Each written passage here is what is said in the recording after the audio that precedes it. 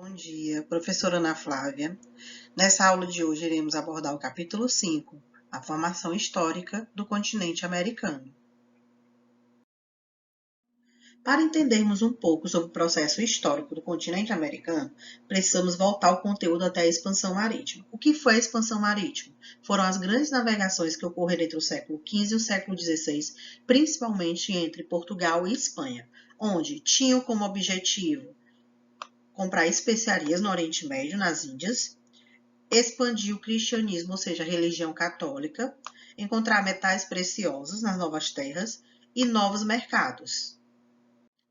Dentro desse processo, o chamado descobrimento ou descoberta das Américas ocorreu pela chegada da armada do navegador Cristóvão Colombo nas Bahamas, em 12 de outubro de 1492, na tentativa de achar uma rota alternativa para as Índias, representando assim o início da colonização europeia no continente americano. Quando Colombo chegou à América, encontrou esse território povoado de índios que andavam nus.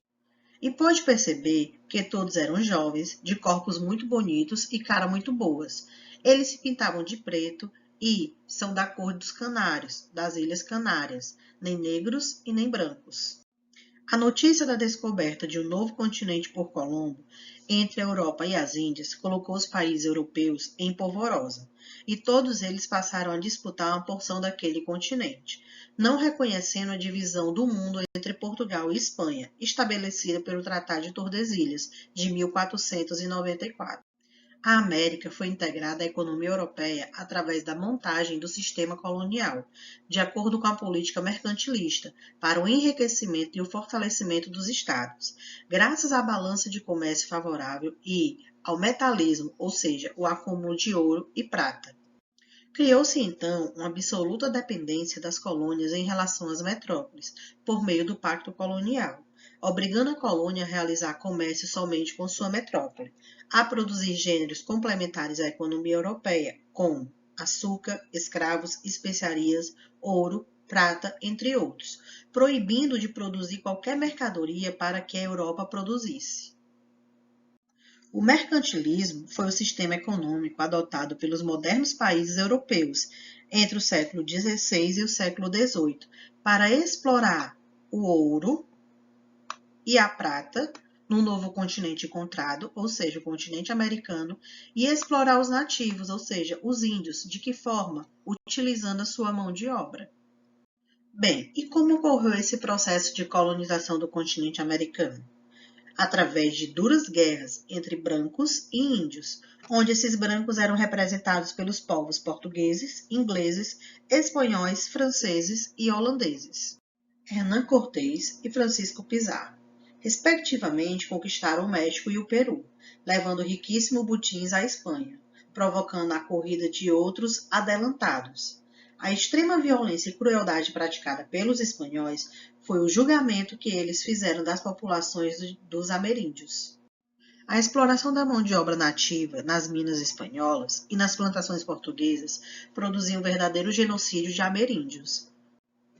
Mas afinal, você sabe o que é genocídio? Bem, vamos lá. O genocídio de ameríndios está relacionado com a população indígena, ou seja, foi o combate, o enfrentamento, a guerra entre os brancos europeus com os povos nativos do continente americano, levando assim a um grande extermínio da população nativa do nosso continente. Além dos índios, um outro povo foi violentamente explorado no nosso continente, perdendo não só a liberdade como sua identidade. Foram caçados como animais e vendidos como mercadorias.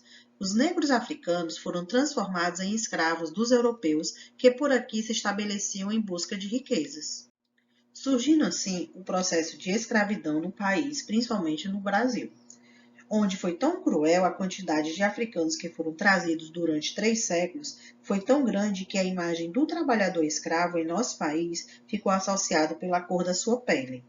Um sintoma evidente de racismo, que estava por trás da instituição da escravidão dentro do nosso território. Esse processo de escravidão negra no nosso território começou a surgir a partir do sistema de capitanias hereditárias, que deu início ao processo de colonização portuguesa no Brasil. Até então, a mão de obra utilizada era a mão de obra indígena, mas por conta do genocídio precisou-se ter uma outra mão de obra para substituir a indígena. E essa necessidade foi tão grande que começou a se ter a compra de negros africanos para o nosso território. Esses negros vieram trabalhar e serem explorados na questão dos engenhos, ou seja, no cultivo da cana-de-açúcar na região Nordeste, a exploração do ouro nas minas, especificamente região Sudeste, Minas Gerais, e o cultivo do café, região Sudeste, estado de São Paulo. E a formação histórica da população brasileira, você sabe como se iniciou? Bem, vamos lá. Antes da chegada dos portugueses, havia em nosso território de 2 a 5 milhões de indígenas organizados em tribos que se dividiam conforme sua língua, o uso e os seus costumes. Com o descobrimento da terra brasileira, a partir de 1500, os portugueses começaram a promover um processo de miscigenação e também um processo de genocídio. Com o sistema de capitanias hereditárias implantadas dentro do nosso território, especificamente na região Nordeste, tivemos o período do açúcar, onde a principal mão de obra utilizada foi o negreiro, ou seja, os negros. Dentro desse processo, ocorreu uma intensa miscigenação entre brancos, negros e indígenas, onde contribuiu para uma nova cultura, com palavras, músicas, culinária e religião.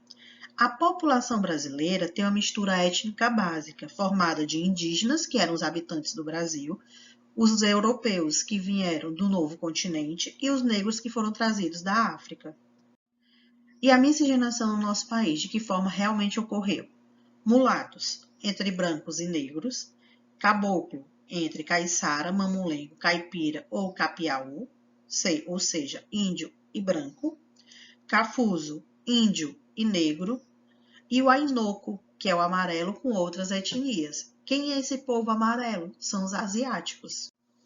Onde dentro desse processo de migração no Brasil, tivemos vários países que se destacaram com um grande número de pessoas que vieram para o nosso território, como os italianos, os alemães, os espanhóis, os japoneses, coreanos e chineses.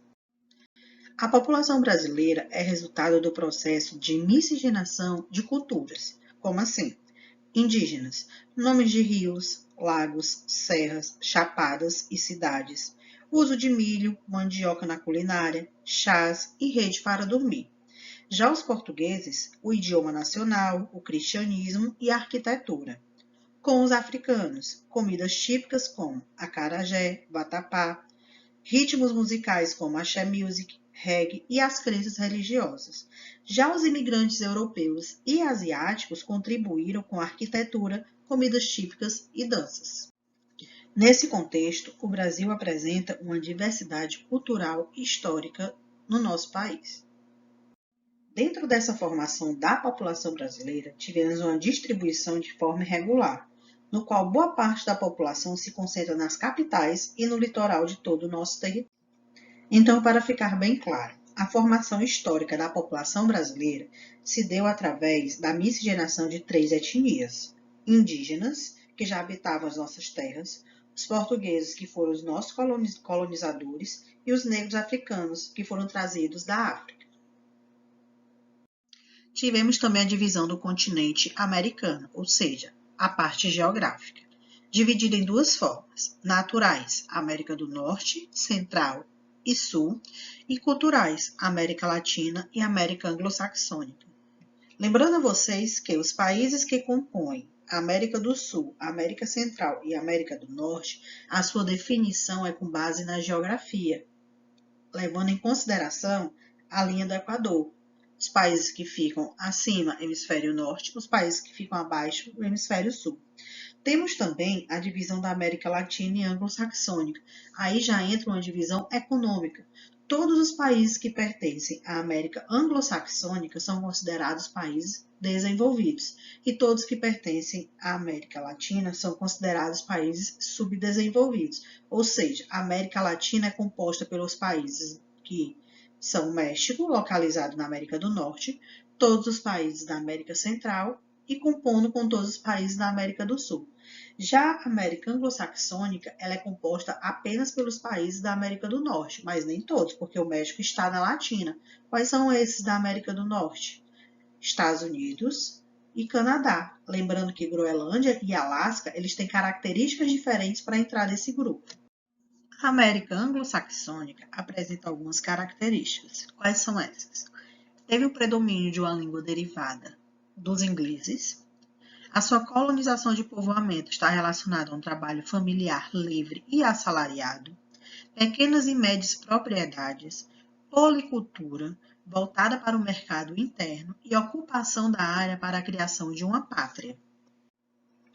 Os maiores países da América anglo-saxônica são o Canadá, o maior país da América, e os Estados Unidos, considerado duas grandes potências globais industriais e agrícolas. Ambos possuem economia desenvolvida com presença de indústrias madeireiras, de petróleo, gás natural, energia elétrica e nuclear, automóveis e aeronáuticas. As fontes de recursos minerais são abundantes, como ouro, alumínio, chumbo, zinco e níquel. Já na América Latina, nós temos 3 países que se destacam como os mais ricos: Brasil, México e Argentina. Na maioria dos países, há uma grande desigualdade social, com forte concentração de renda, com exceção da Cuba, que possui uma economia socialista e a desigualdade não é tão significativa, embora também exista. Quase a totalidade dos países é capitalista, ou seja, quase todos os países da América Latina são capitalistas, com exceção de Cuba, que é socialista. As moedas mais fortes da América Latina são o real do Brasil, o peso da Argentina e o peso do México. Grande parte dos países da América Latina foram colonizados e explorados a partir do século XVI por Portugal e Espanha, onde os portugueses e espanhóis exploraram as riquezas minerais e naturais destes países. A agricultura foi uma das bases de economia no período colonial. Ela se caracterizou principalmente pelo latifúndio e monocultura. Nesse processo de colonização, os espanhóis e portugueses usaram mão de obra escrava de origem africana em quase todas as colônias. As terras dos índios foram tomadas à força e a cultura europeia imposta aos nativos. Durante toda a fase colonial, ocorreram várias rebeliões e movimentos de emancipação, que foram reprimidos com violência pelas metrópoles. Estes países obtiveram somente no século XIX a sua independência. Porém, os problemas sociais se mantiveram por muito tempo. As principais cidades da América Latina são São Paulo, no Brasil, Rio de Janeiro, no Brasil, Belo Horizonte, no Brasil, Buenos Aires, Argentina, Cidade do México, no México, Bogotá, Colômbia, Caracas, Venezuela e Quito, no Equador. As principais atividades econômicas também desenvolvidas na América Latina são a agricultura, mineração, indústria, turismo e extrativismo vegetal. Dentro desse território, nós temos o maior bioma do mundo, que é a floresta amazônica, e o maior rio, que é o rio Amazonas. E aqui concluímos a nossa primeira parte do nosso capítulo. Não esqueçam de fazer a leitura do capítulo 5, Europa, Formação Histórica, entregar as atividades na escola, lembrando que a atividade do livro será como nota de trabalho e a atividade da folha será como nota global. Até a próxima. Tchau.